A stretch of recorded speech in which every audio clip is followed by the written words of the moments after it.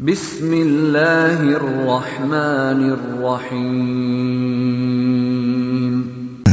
Sebenarnya tidak jauh beda sebagaimana pasar. Sehingga kita bisa sebut marketplace adalah pasar online. Begitu ya? Pasar online. Dan namanya orang itu paling suka ketika berkunjung ke pasar. Makanya ada banyak orang yang dia punya hobi jalan-jalan di pasar. Cuman lihat produk itu seneng, Pak. Lihat barang milik orang lain tuh seneng. Ada barang digelar gitu ya. Meskipun dia nggak pengen beli, cuman lihat-lihat saja itu seneng.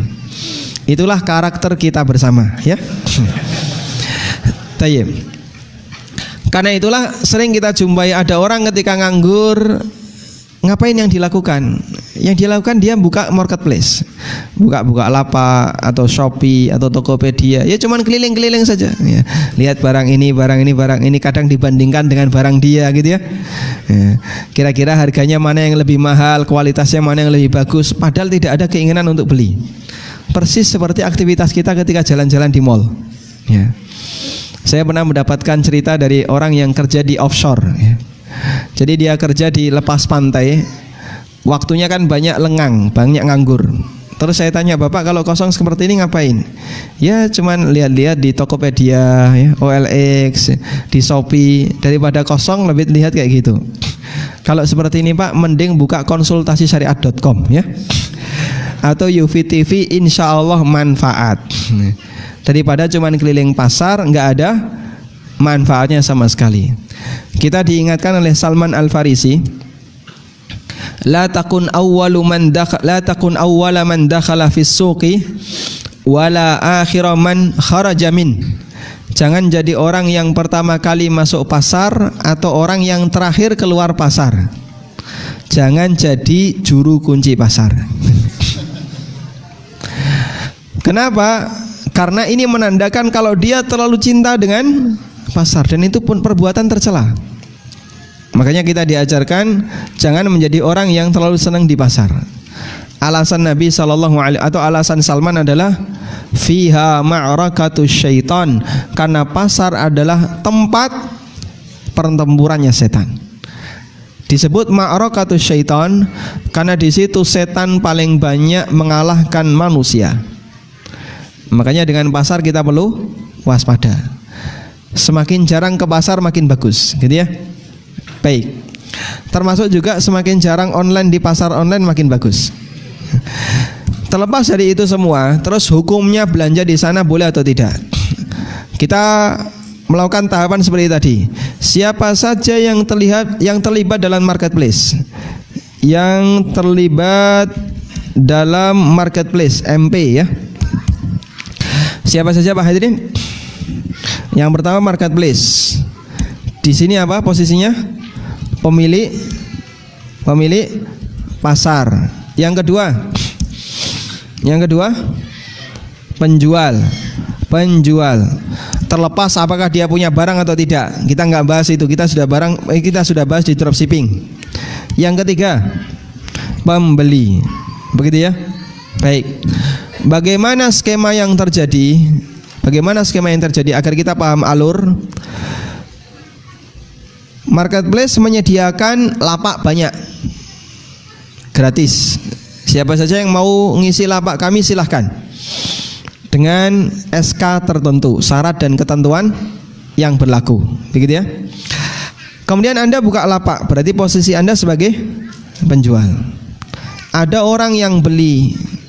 Ketika dia beli, uang ditransfer, maka uang itu tidak langsung diserahkan kepada penjual, tapi disimpan dulu di pihak marketplace, pemilik pasar, dengan sistem yang mereka sebut dengan sistem escrow, sistem penjaminan dalam bentuk rekening bersama. Dikumpulkan jadi satu di rekber. Kemudian nanti setelah barang tiba, ada notifikasi pihak marketplace mengirim uang kepada penjual, dan baru bisa dicairkan. Sudah? Nah, mungkin kalau sebatas transaksi jual beli secara langsung penjual dan pembeli dan ada penyedia pasar ngasih buka lapak, nggak ada masalah. Tapi yang jadi masalah adalah terus bagaimana ketika ada sistem escrow seperti ini. Hadirin yang dimuliakan Allah Subhanahu wa taala, sebagian mempertanyakan kenapa harus ada sistem escrow? Ini kan ngerepoti. Sehingga bagi penjual tidak bisa langsung mendapatkan uang karena uangnya ditahan sementara oleh pihak pemilik pasar. Baik. Tapi yang benar bahasanya sistem escrow ini yang terjadi adalah akad domanah. Yang terjadi akad domanah, di mana pihak pemilik pasar memberikan jaminan kepada pembeli bahwa penjual yang ada di tempat kami tidak akan bisa nipu karena uangnya kita kuasai, sehingga uang ini akan kami serahkan kepada penjual jika barang tiba di tempat pembeli dalam kondisi sehat walafiat. Maka kalau ada masalah, dia punya hak lindung. Wah, ternyata barangnya hilang atau barangnya nggak sampai atau rusak ketika tiba di tempat, kemudian Anda tidak terima, akhirnya dikembalikan, maka nanti uang itu gagal bisa diterima oleh penjual karena Anda dilindungi oleh siapa? Marketplace. Maka posisi marketplace di sini adalah sebagai domain. Marketplace sebagai domain. Sudah, sebagai penjamin keselamatan bagi konsumen. Dan yang namanya pemilik pasar tentu dia ingin agar pasarnya itu tidak banyak penipu. Pasar itu kalau banyak penipu gimana hadirin? Perlu banyak polisi gitu ya. Nah, nyewa polisi mahal.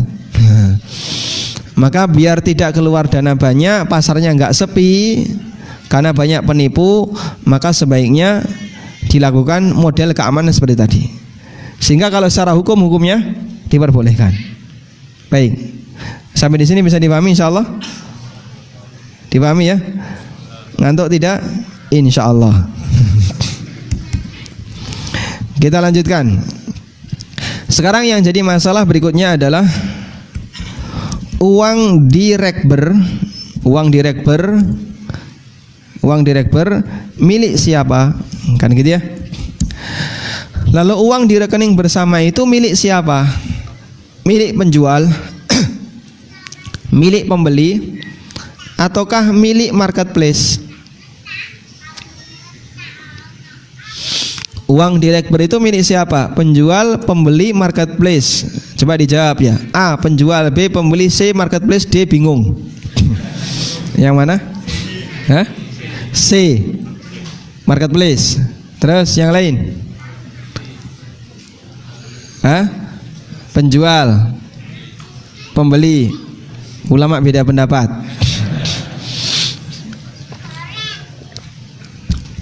Alhamdulillah. Begini hadirin ya. Jadi transaksi yang ada di marketplace ini transaksi apa? Jual beli, sewa menyewa, pinjam meminjam, atau apa lagi?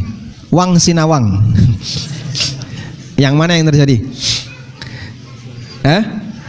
Transaksi yang terjadi adalah jual beli ya. Terjadi transaksi jual beli. Karena dia terjadi transaksi jual beli, maka yang terjadi begini, uang berubah menjadi barang. Gini ya. Kalau itu sudah dilakukan, maka uang menjadi haknya siapa? Uang dalam transaksi jual beli jadi haknya siapa? Penjual. Barang jadi haknya pembeli. Meskipun belum diserahkan. Sudah terjadi perpindahan hak milik setelah akad meskipun belum diserahkan. Dalam akad jual beli sudah terjadi perpindahan hak milik setelah akad meskipun belum diserahkan. Gitu ya. Karena ada akad dan ada serah terima pasca akad. Akad sah memberikan konsekuensi terjadi perpindahan hak milik meskipun belum diserahkan. Makanya dalam akad salam tadi, jual belinya hari ini, barang diserahkan tahun depan. Begitu saya membayar duit dalam akad salam, misalnya saya pesan kurma 1 ton, harganya 100 juta, saya langsung serahkan uang 100 juta. Berarti 100 juta itu milik siapa? Penjual. Boleh nggak penjual menggunakan 100 juta ini untuk bangun rumah? Boleh. Yang penting apa? Dalam waktu tahun depan kurma 1 ton wajib diserahkan. Terserah kamu, duit ini mau kamu pakai jualan rumah, atau kamu pakai beli tanah, atau nikah lagi, itu urusan kamu. Tapi yang jelas tahun depan kurma 1 ton harus hadir di hadapan saya, karena sudah terjadi perpindahan hak milik. Sehingga saya punya hak milik berupa kurma 1 ton dan baru akan diserahkan tahun depan. Jelas di sini? Dong atau belum? Tambah abang meripati ini, gak pripun. Ini kalau saya foto dari depan kelihatan banyak yang merah ini ya. Baik. Berarti kalau saya beli HP X di marketplace, pemilik tokonya adalah Fulan, kemudian saya transfer masuk ke rekening bersama.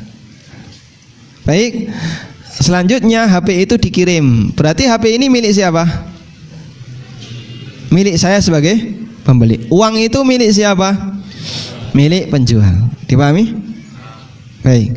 Sehingga sudah terjadi akad dengan model transaksi melalui mesin. Begitu saya transfer, maka saya sudah dianggap telah setuju dengan transaksi. Maka Anda nanti bisa baca klausul perjanjian yang ada di marketplace yang ada. Di situ ada pernyataan, jika uang sudah ditransfer, ini menandakan kalau konsumen sudah setuju dengan transaksi. Jadi transaksi atau konsumen setuju dengan transaksi ditandai dengan uang yang sudah dikirim. Makanya kalau belum ngirim duit, sebatas koleksi, masuk ke keranjang belanja gitu ya. Nanti cari-cari barang lagi yang kira-kira menarik untuk dipandang gitu ya. Terus dimasukkan ke keranjang belanja. Masukkan keranjang belanja, penuh barang keranjang belanja nih. Tapi running kasir ya. Ya cuman keliling-keliling jukui barang, tapi tidak ke kasir dia. Dimasukkan ke dalam keranjang belanja. Ada kayak gitu hadirin? Masya Allah. Ini sini kalau ngaku banyak yang ngaku nanti ya. Kita tidak perlu ngaku ya, terutama ibu-ibu ya. Jadi dia masukkan ke keranjang belanja. Kapan mau dibeli? Wallahu a'lam, nek suaminya ridho. Semoga bisa ditebus sebelum Dajjal muncul, gitu ya. Berarti sebatas berkunjung, milih barang, belum dianggap melakukan akad. Kenapa? Anda nggak bayar. Anda akan disebut sudah setuju dengan akad kalau sudah transfer. Seperti juga ketika kita beli tiket. Kita beli tiket, kemudian masuk ke lembar berikutnya, mengisi data dan seterusnya sampai akhirnya masuk pada fase pembayaran. Kita dikasih waktu selama 2 jam. Nah di situ akan ada pernyataan, jika dalam detik ini berkurang terus ya, sampai waktu habis tidak dilakukan transfer, berarti akad dibatalkan. Karena memang terjadi atau belum terjadi akad yang sudah final. Disitulah yang disebut dengan khiyar majlis online. Jadi ada khiyar majlis offline, ada khiyar majlis online.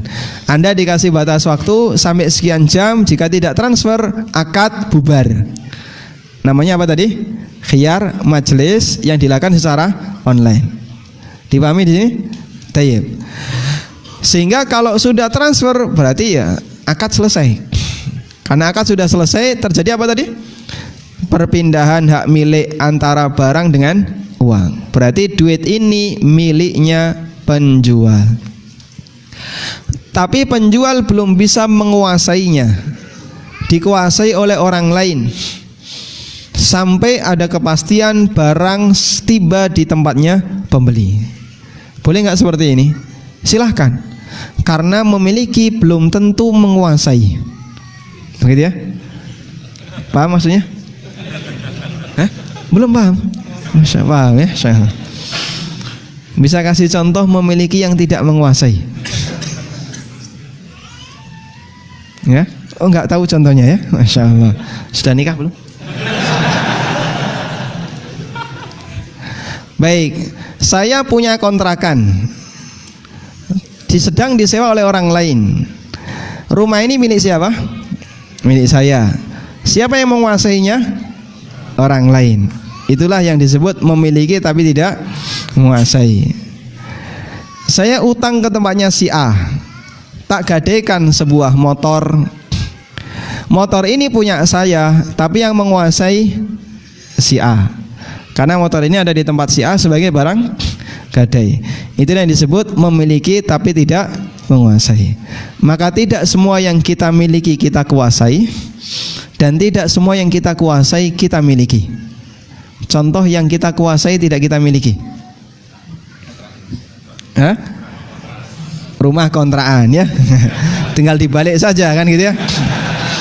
Anda menguasai padahal itu milik orang lain. Baik. Duit itu dimiliki penjual, tapi dikuasai oleh marketplace karena ada syarat dan ketentuan yang berlaku di sana. Dan ini tidak menyebabkan transaksi itu menjadi batal. Baik.